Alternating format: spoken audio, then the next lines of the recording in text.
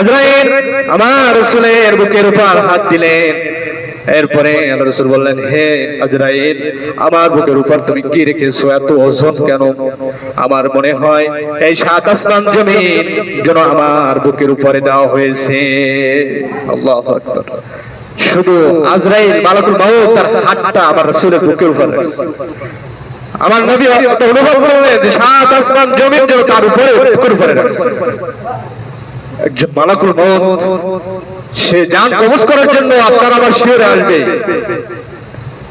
কারো কাছে আসবে সুচির সুন্দর চেহারা, এত সুন্দর আকৃতি চেহারা নিয়ে আমার আপনার শিয়রে রাসূল হাজির হয়ে যাবে, মানে মালাকুল মউত হাজির হয়ে যাবে।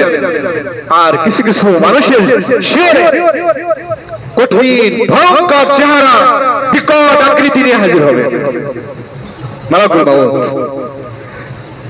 আমার রাসূল